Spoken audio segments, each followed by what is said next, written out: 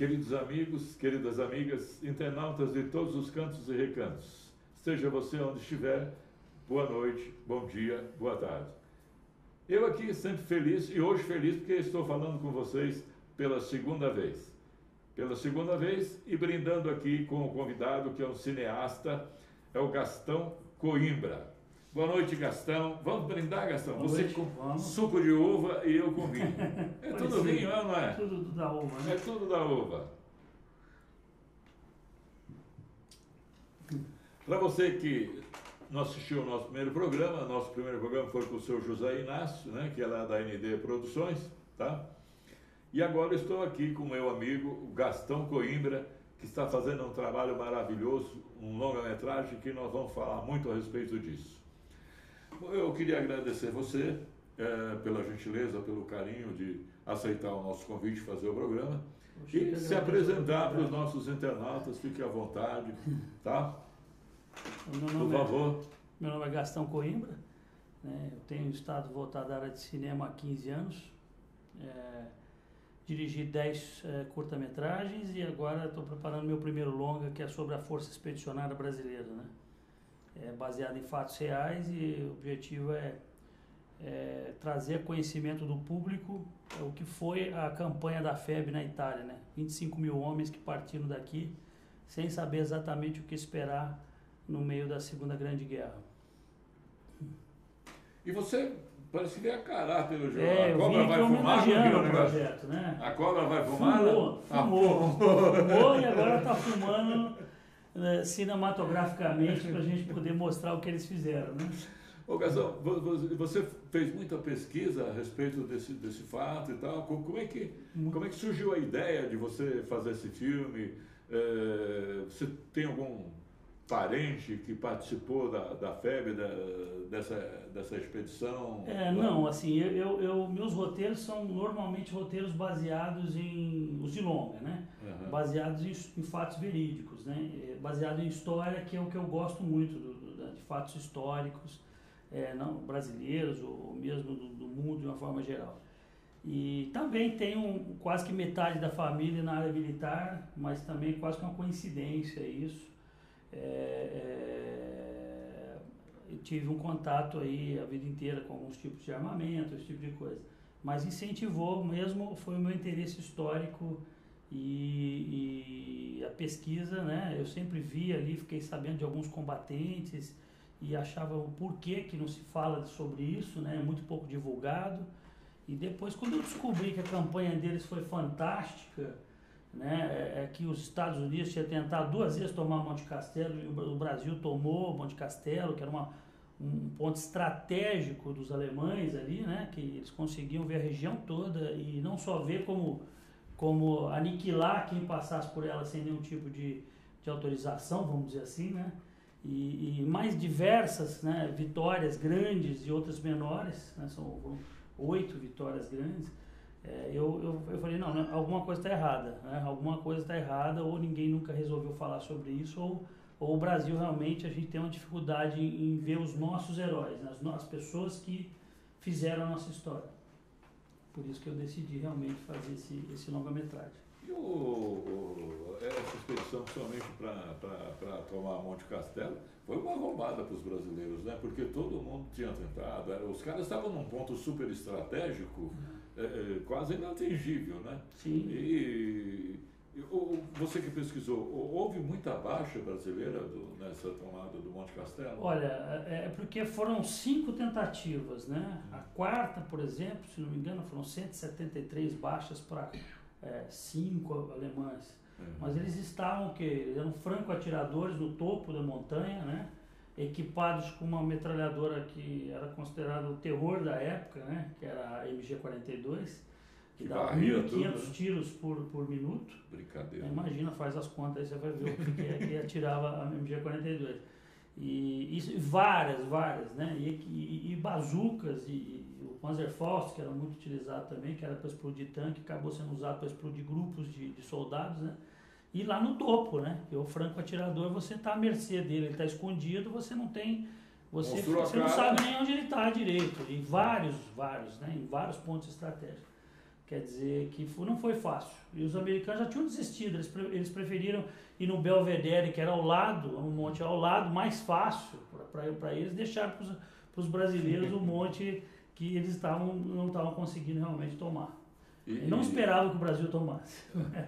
E eles estavam muito bem protegidos nesse monte, né? Ele tinha a tropa alemã que estava lá, os soldados alemães que estavam, eram numerosos ou apenas poucos atiradores? Olha, existe um grande erro histórico no Brasil, uma tendência, infelizmente, dos nossos historiadores influenciados pelo período militar, em que eles odiavam os militares do período militar, então eles tentavam depreciar a FEB. E uma das coisas comuns que eles diziam era assim, não, os brasileiros saíram daqui para enfrentar soldados em fim de guerra. Soldado em fim de guerra é o papa, é o cara, é o soldado que já está há 5 anos, é o super veterano. Esse é o camarada que você menos quer enfrentar. É um sujeito que está há 5 anos em combate real. Será que se você está pronto para enfrentar um indivíduo que já era considerado uma elite, né, de combate, quando começou a guerra, imagina ele 5 anos em combate real. Quer dizer, é ridículo dizer isso, né? É um erro histórico. Nós fomos aqui para enfrentar um camarada que poderia dar aula. Qualquer soldado alemão em fim de 5 anos de combate, exatamente. Era um expert, era um sujeito ali na montanha o tempo todo, manuseando armamento, e a gente aqui com 6 meses de treinamento, que não foi muito bom no início, porque o conceito francês de combate, tivemos que chegar lá e passar por um novo treinamento de 3 semanas, coordenado pelo general Mark Clark, que deu todo o embasamento de combate mais moderno, né? Mais moderno do ponto de vista que era americano. E aí chegamos sim operando bazuca, operando equipamentos de geração para a época bem melhor, né? As Thompsons, as metralhadoras Thompsons, os Springfields, que eram os fuzis baseados nos Mauser. Esse era o mais fácil para nós, porque era uma cópia do Mauser, que era o que a gente utilizava aqui, desde a Revolução de 32. Então, mas vários outros armamentos, detetores de mina, houve um treinamento bem intensivo, mas foi efetivo, tanto que nós tivemos sucesso. A primeira batalha nós já tivemos sucesso. Gastão, como é que esses soldados alemães, como é que eles recebiam munição, a própria ração, alimentos e tal? Porque, evidentemente, eles deviam estar cercados, né? Era por aviões. Por trás do monte, né? Ali nós tínhamos a linha gótica. Por trás do monte eles estavam recebendo, eles tinham as baterias deles de canhões, o canhão Flak 88, né? Que era bastante perigoso, que era o mesmo que ia no tanque Tiger, que era o mais temido da época, um calibre muito grande, perigoso, e eles tinham toda uma estrutura. Por isso a gente precisava quebrar essa linha de montanhas altamente estratégica para os alemães. E eles eram elites mesmo. Mas não era a SS que estava ali, era a Wehrmacht. Mas você tinha a tropa de montanha, que era uma elite.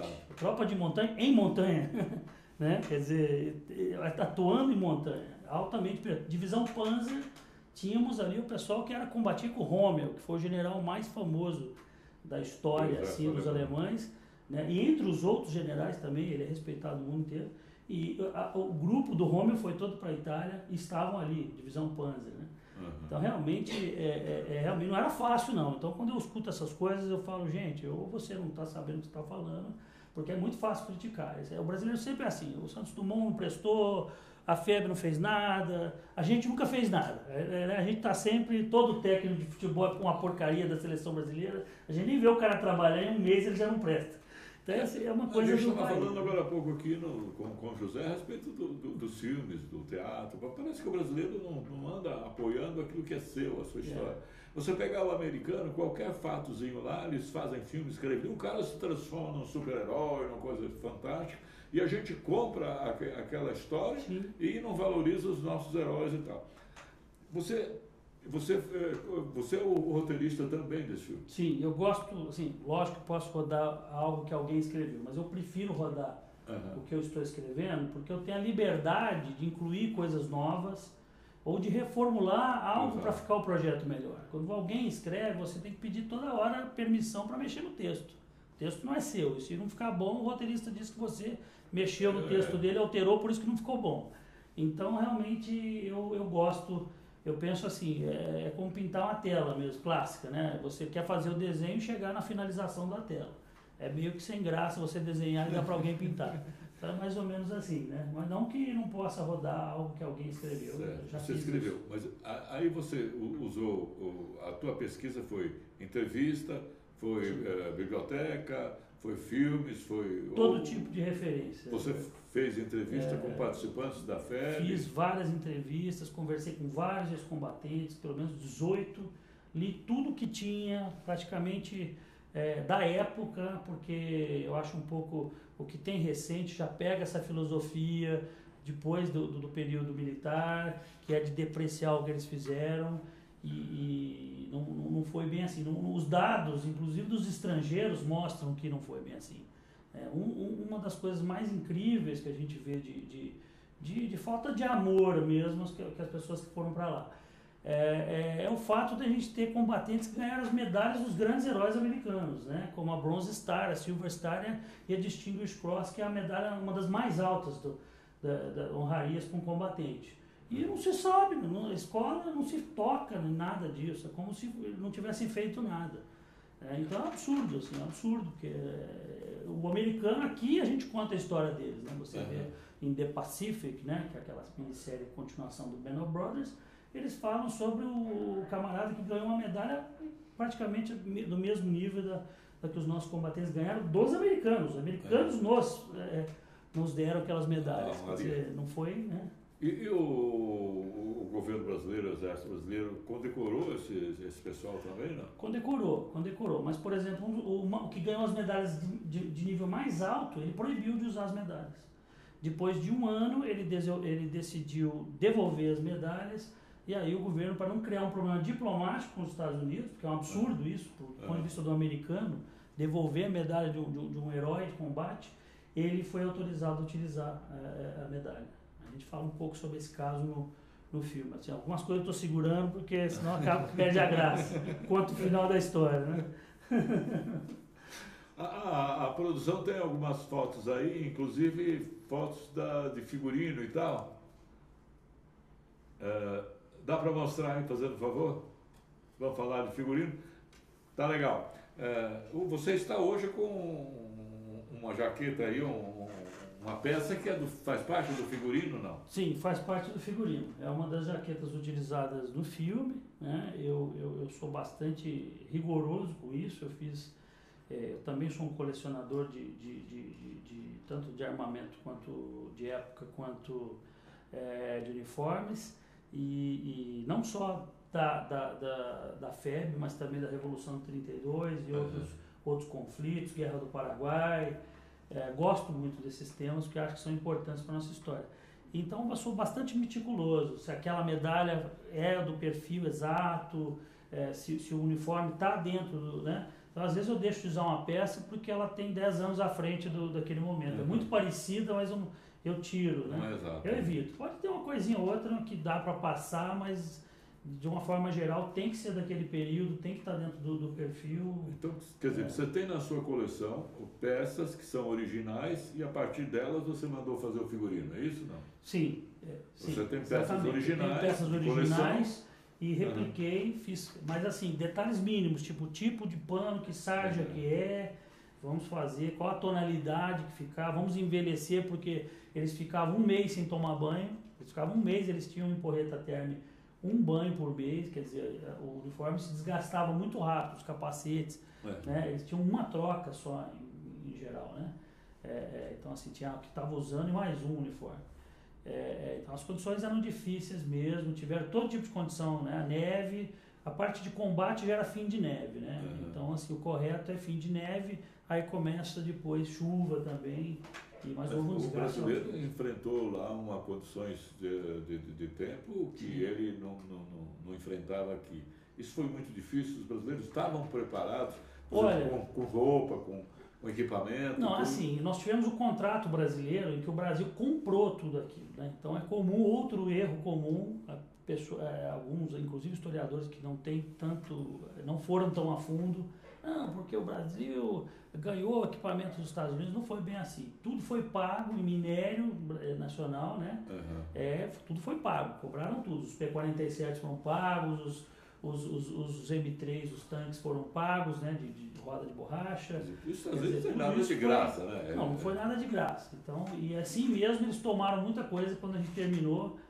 Quando terminou a guerra, sumiu um monte de armamento que o americano recolheu, não sei porquê, não tem uma explicação muito, né? O armamento alemão eles pegaram todos. E a rendição foi para o Brasil. Isso que o brasileiro não sabe, eu fico triste o brasileiro não saber que o exército alemão na Itália se rendeu ao Brasil, à FEB. Foram mais de 16 mil homens rendidos à FEB, aos nossos 25 mil homens. Quer dizer, isso que é fantástico, né? Eles não queriam se render aos americanos. Se renderam aos brasileiros. E o brasileiro não aproveitou essa oportunidade, porque... Existe um porquê essa rendição também. Né? Porque no sul do Brasil tínhamos alemães que eram bem tratados, inclusive lutando no exército alemão, porque o Brasil entra na guerra em 42, né? Declara a guerra em 42, e ele já vinha... em 39 começaram os descendentes alemães com dupla nacionalidade ir para lá para lutar pelo nazismo. Que não sabiam que o Brasil ia entrar. Tínhamos um presidente fascista, um amigo do Mussolini, né? Que inclusive o filho dele, do Getúlio, vai estudar, médico, vai estudar e vai ter treinamento junto com os nazistas. Não sabiam o que ia acontecer. Ele já tinha ido e casou com uma mulher alemã que diziam que pertencia ao partido nazista. Então também é uma história à parte, só isso aí já dava um filme, só isso já dava um filme, né? Já dava um filme. Né? Olha, a ideia é minha, hein? Olha que já está guardada, né? Você vai fazer um filme que eu já estou pensando nisso. Brincadeira. Mas, então tem bastante coisa para mostrar, assim, nem dá para colocar tudo num filme só, talvez. Qual é o tamanho, o número do seu elenco do filme?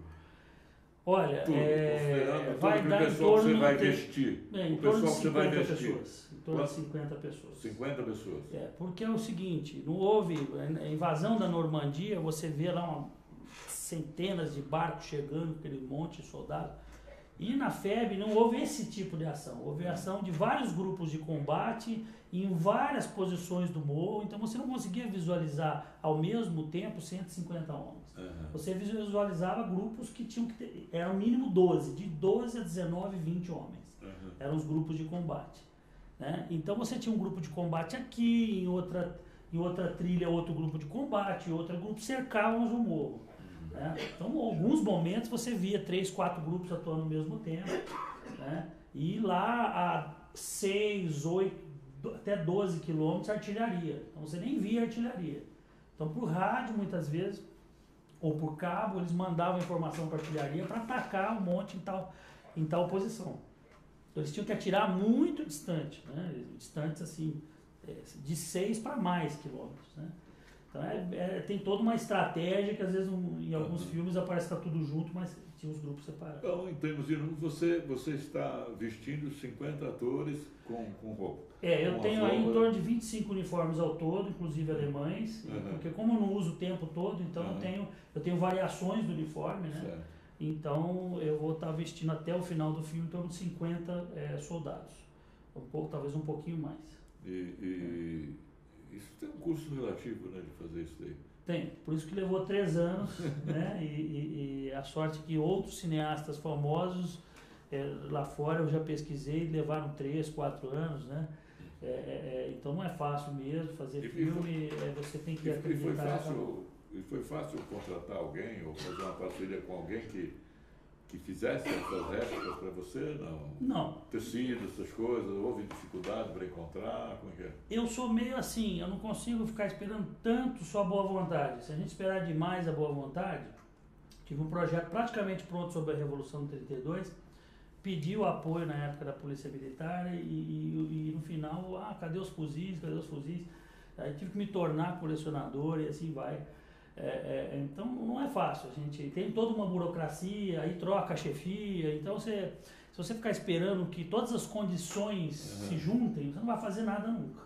Você tem que criar as condições, não esperar que elas se juntem, né? Então fui fazendo e tem réplicas e fui atrás de quem produzia isso, aquilo, eu sou bastante elétrico nesse ponto. Então eu prefiro já ir fazer e colocar a mão na massa do que esperar que caia do céu as coisas prontas, né? Bom, vocês que chegaram agora, nós estamos aqui com o Gastão Coimbra, que é um cineasta, que está fazendo o seu primeiro longa-metragem, Homens da Pátria, é isso? Isso, Homens da Pátria. Homens da Pátria, que é praticamente sobre a tomada do Monte Castelo, lá na Itália. A expedição da FEB, né, dos expedicionários brasileiros e tal. Então, eu gostaria que vocês fizessem perguntas a respeito ou do cinema, ou a respeito mesmo, porque ele fez uma pesquisa, sabe, Sim. tudo a respeito disso.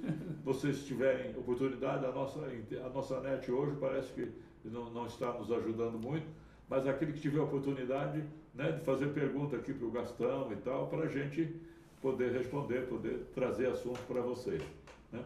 Você tem alguma pergunta que você gostaria de fazer para os nossos internautas?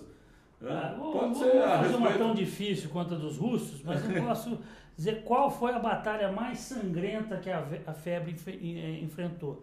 É porque Castelo foi a mais famosa, mas não foi a única. Nós tivemos vários combates de grupos de combate que iam fazer patrulha, né? Tivemos vários combates menores com os alemães. E tivemos 8 combates maiores, né?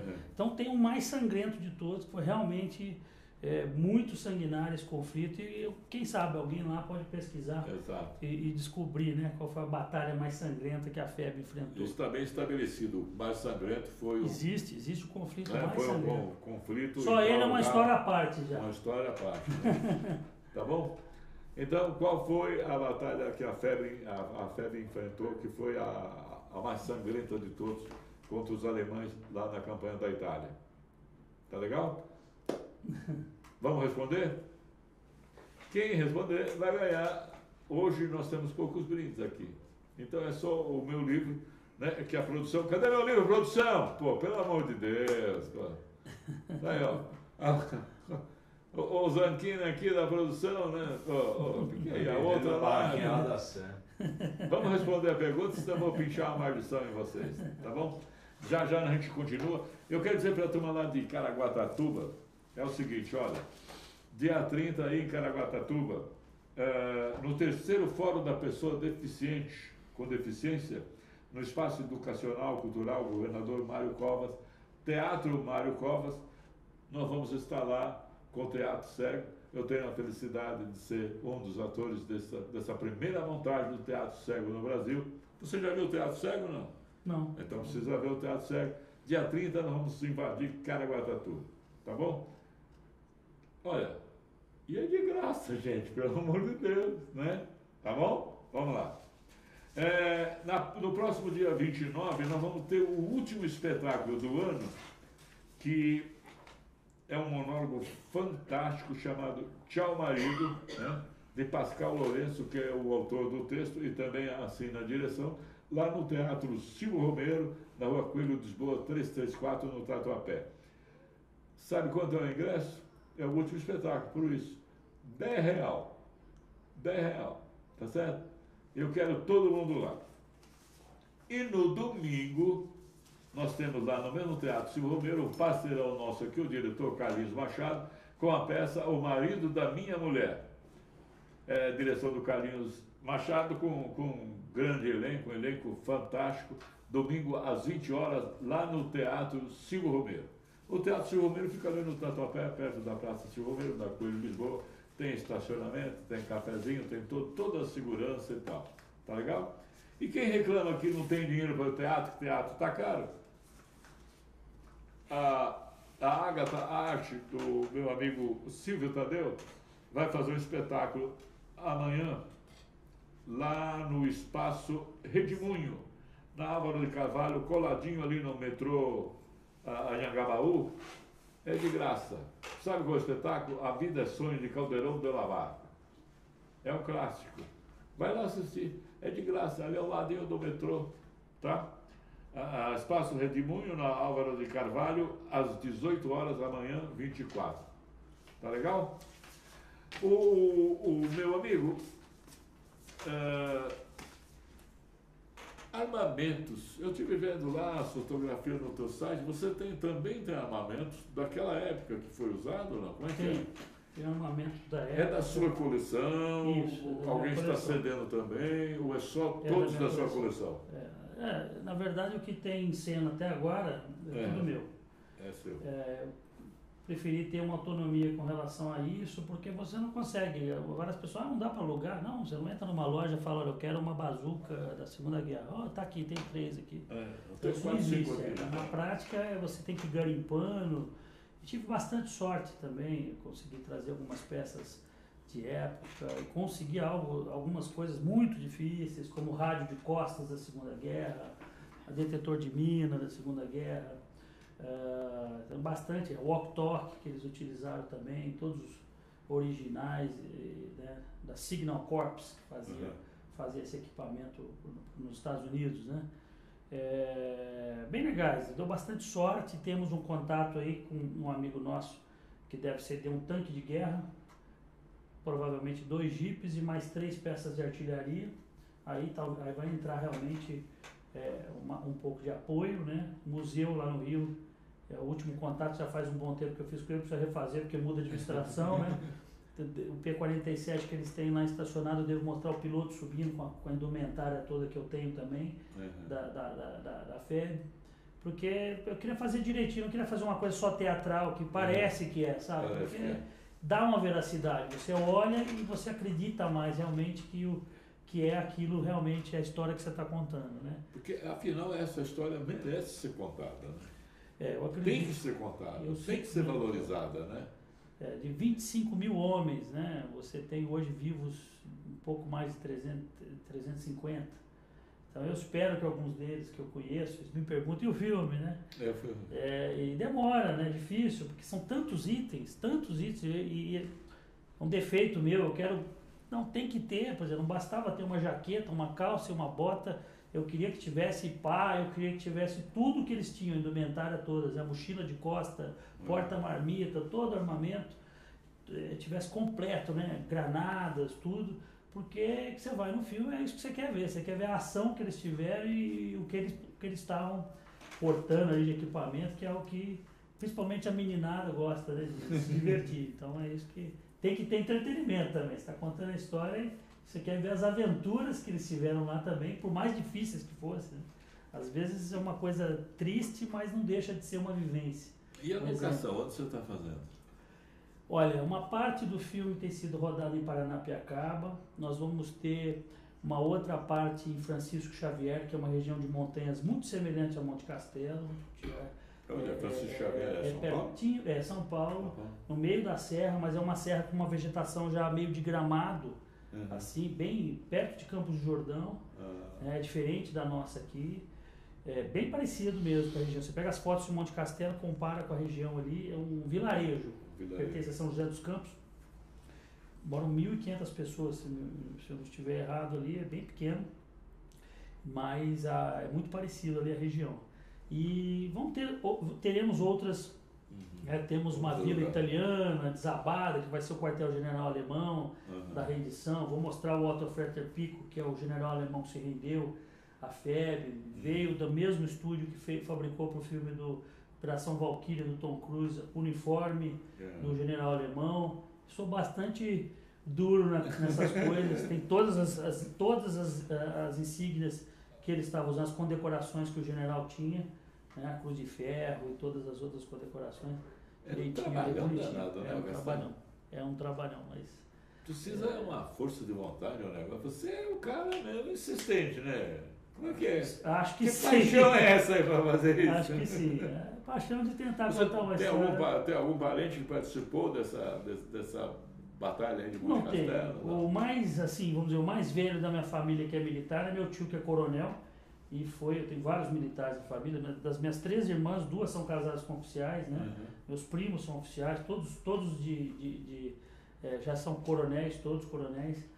E meu tio foi um pouquinho depois da guerra, né?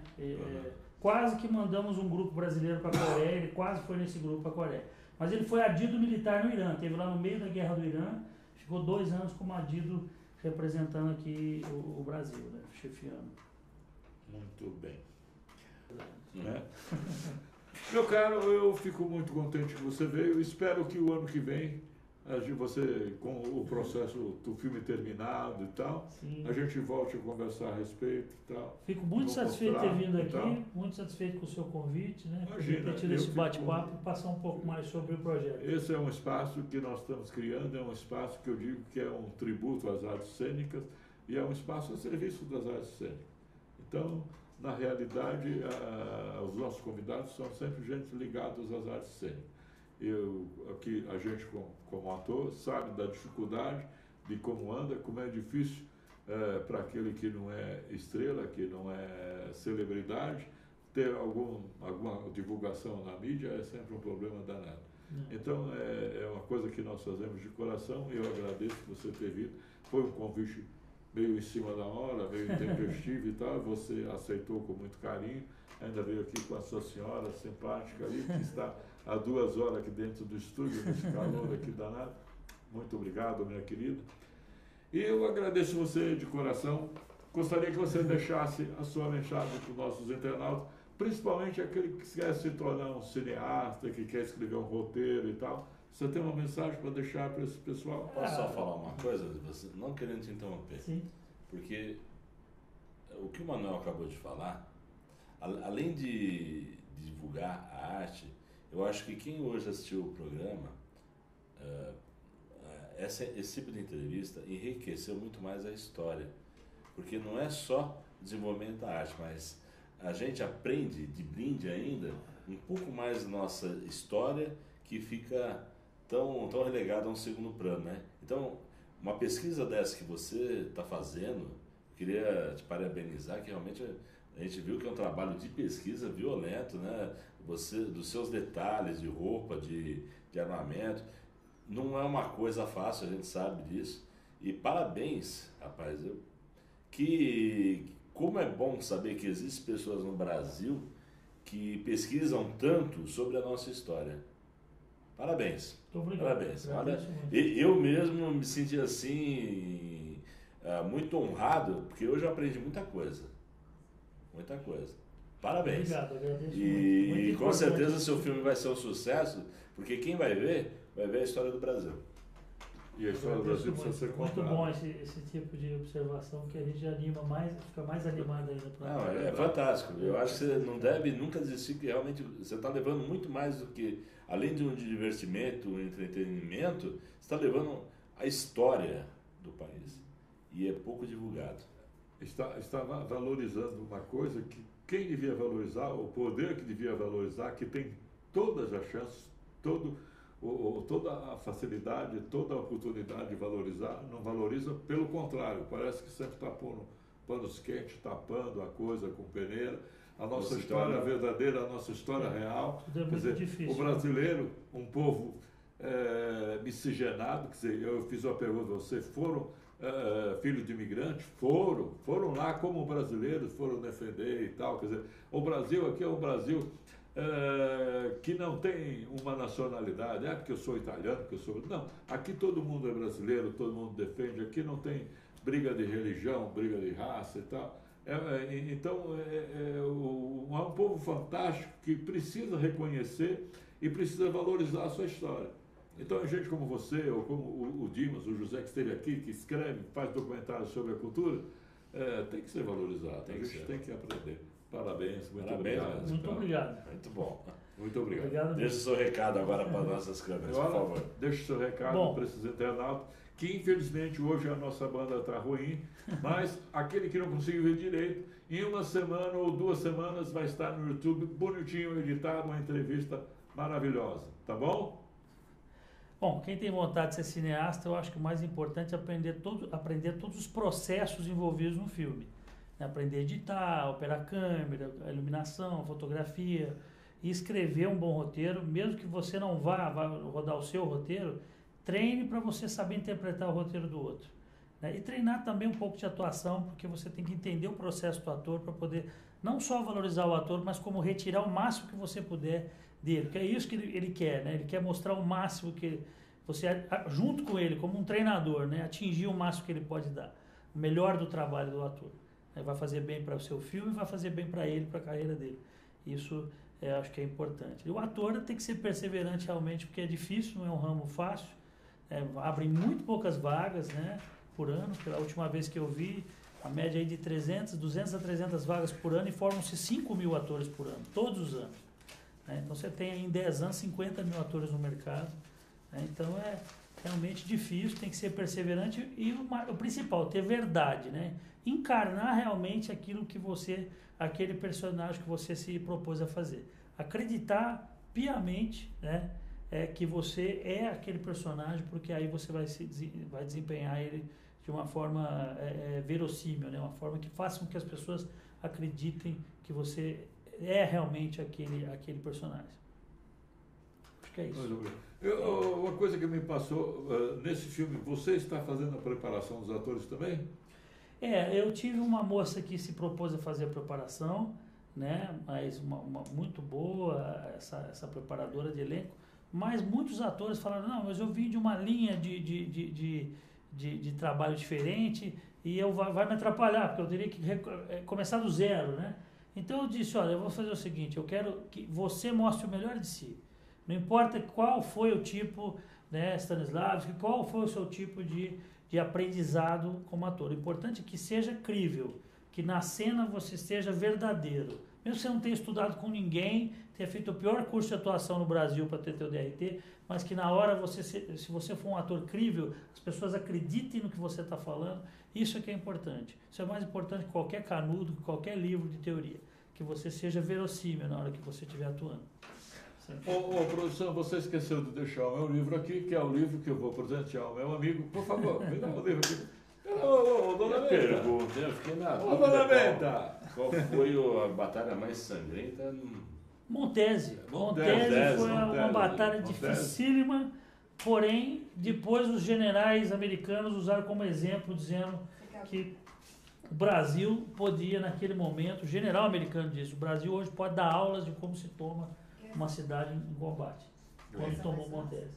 Porque realmente foi uma batalha sangrenta, porém... Como ninguém respondeu, o senhor vai responder depois, né? Eu aceito que alguém teve dificuldade, quiser responder depois, pode responder no e-mail, se a melhorar a banda, qualquer coisa aí, que eu mando o livro, a produção, o programa, a TV, mando o livro pelo correio gratuitamente para você. Esse daqui vai para o meu amigo, que eu vou estar autografado para ele vai ganhar o livro e tal, né? É que a internet está lá. O programa ao vivo tem essas coisas. Então, eu queria agradecer mais uma vez você, meu querido. Muito obrigado. Parabéns, sucesso para você. Parabéns. Queria agradecer a presença do Valdir, da Sueli, minha produtora. A minha diretora está falando alguma coisa lá? A sua diretora. Por favor, diretora, venha para o estúdio e fale, que aqui é um programa ao vivo, meu, não tem problema. Sinta-se em casa, né? Pode sentir em casa, né?